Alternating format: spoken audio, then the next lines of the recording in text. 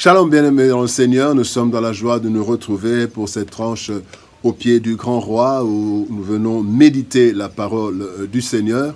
Nous commençons une nouvelle semaine de méditation, nous sommes le lundi 9 octobre 2023 et nous vous saluons au nom de notre Seigneur et Sauveur Jésus-Christ. Nous allons lire un texte dans la lettre de Paul aux Philippiens, chapitre 2, verset 5. Philippiens 2, 5 nous dit, nous lisons dans deux versions, dans la version Louis II, il est écrit « Ayez en vous les sentiments qui étaient en Jésus-Christ ». Et dans la version Parole de vie 2017, il est dit « Entre vous, conduisez-vous comme des gens unis au Christ Jésus ». Les sentiments qui étaient en Jésus-Christ. Les sentiments qui étaient en Jésus-Christ. Tel est le thème de notre méditation de ce lundi 9 octobre 2023. Bien-aimés dans le Seigneur, ce que nous ressentons en nous envers les autres a un grand impact sur notre conduite et l'ambiance qui peut régner entre nous. Cela est à la base des positions que nous pouvons adopter et qui influencent en bien ou en mal, nos relations ainsi que nos actions. Ces sentiments, donc ce que nous ressentons en nous, ces sentiments naissent des informations et impressions que nous avons sur les autres. Qu'elles soient vraies ou fausses, ou alors des dispositions, cela vient aussi des dispositions internes qui sont innées ou acquises, des sentiments. Le Seigneur nous demande dans le texte de ce jour d'avoir les sentiments qui étaient en Christ. Ces sentiments lui ont permis, tout en vivant avec ses contemporains dans un monde, dans un monde corrompu, mais ces sentiments lui ont permis d'accomplir avec succès sa mission salvatrice. Nous également, bien-aimés, nous sommes en mission comme Christ. Nous ne pourrons jamais accomplir notre mission avec succès si nous n'avons pas ces mêmes sentiments. Voici quelques leçons que nous pouvons tirer de ce texte. Ayez en vous les sentiments qui étaient en Jésus-Christ. Premier point, sentiment d'unité. Il y a trois sentiments que nous voyons dans ce texte, dans ce chapitre, qui étaient les sentiments de Christ. Quels étaient les sentiments de Christ? D'abord, les sentiments d'unité. Dans Éphésiens, chapitre 4, verset 3, la Bible dit « Vous efforçant de conserver l'unité de l'esprit par le lien de la paix. » Bien-aimés, créé pour vivre avec les autres, l'être humain a tendance à s'éloigner de ceux qui ne sont pas comme lui, sur plusieurs plans. L'adage « qui se ressemble s'assemble » peut être correct à un certain point, mais, bien aimé, l'effort de se rassembler avec ceux qui sont différents de nous est primordial pour un chrétien. Il faut cet effort. Nous n'allons pas nous assembler seulement avec ceux qui nous ressemblent. Ainsi, nous devons développer ce sentiment d'unité, surtout entre chrétiens, mais aussi avec les autres. Et ce sentiment doit être basé sur quatre choses principalement. Il y a d'abord sur notre nature commune. Nous sommes tous créés par Dieu et à son image. Deuxième élément de base sur lequel qui peuvent nous conduire à l'unité, c'est notre appartenance commune. Enfants de Dieu, co-héritiers de Dieu, dit la Bible. Donc nous sommes enfants de Dieu et nous faisons un effort pour être dans l'unité.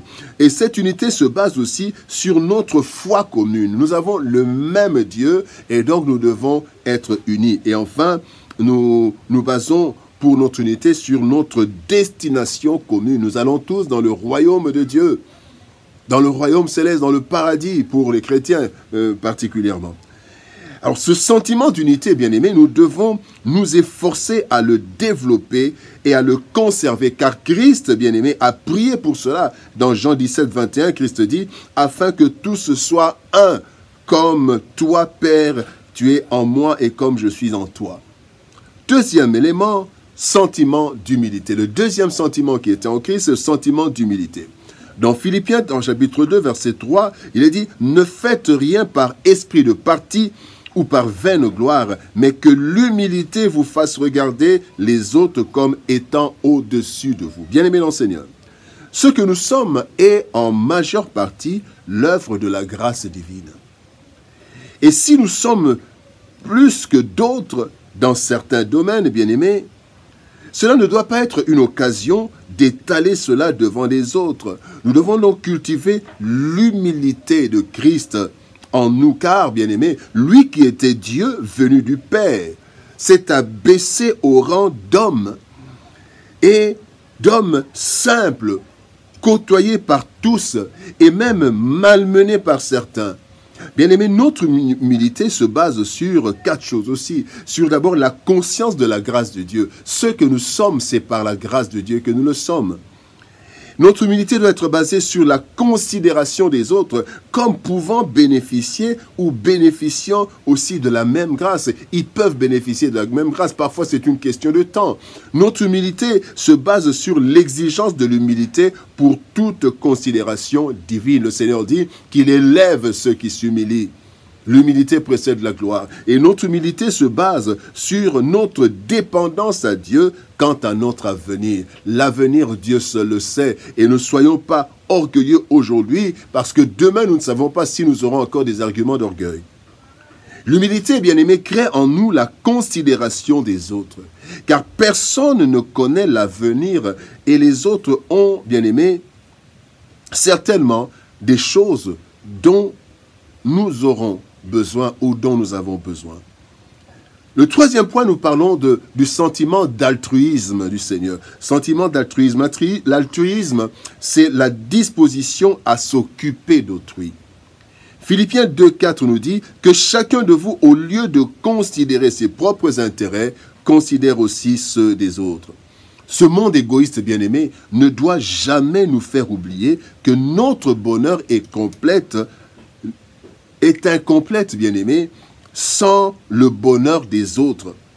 Et que notre vie doit être une source de bénédiction pour tous ceux avec qui nous vivons, car, bien-aimé, c'est seulement ainsi que nous serons bénis en retour. Au-delà, bien-aimé, de l'amour qui fait naître en nous l'altruisme, nous devons savoir que, d'abord, on ne se moque pas de Dieu. Ce qu'on a semé, nous le moissonnerons.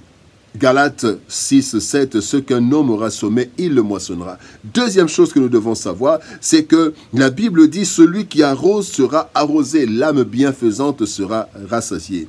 Troisième chose, nous devons être conscients du fait que Dieu n'est pas injuste pour oublier notre travail et l'amour que nous manifestons pour son nom. L'altruisme, bien aimé, peut sembler nous dépouiller à première vue, mais son fruit est une abondante moisson dans plusieurs domaines de la vie, au-delà de ce que nous aurons donné aux autres. Bien-aimés dans le Seigneur, nous avons été créés pour vivre en société, malgré nos différences et nos tempéraments. Les dispositions intérieures de chacun de nous sont à la base de l'unité ou des divisions dans nos différents groupes partant de la famille jusqu'à la nation. Christ a su vivre, bien-aimé, dans une communauté hostile, tout en accomplissant brillamment sa mission à cause de ses sentiments d'unité, d'humilité et d'altruisme. Ce sont ces sentiments, bien-aimés, fruits de l'amour, que le Seigneur nous demande d'avoir en nous. Lorsque nous nous attachons au Christ à travers sa parole, à travers la prière, cela devient possible et l'harmonie devient une réalité. Ayant en nous les sentiments qui étaient en Christ. Prions. Père de gloire, merci pour ton amour et ta bonté. Tu nous demandes, Seigneur, d'avoir les sentiments qui étaient en Christ, particulièrement les sentiments d'unité, les sentiments d'humilité et les sentiments d'altruisme. Aider les autres, faire du bien pour les autres.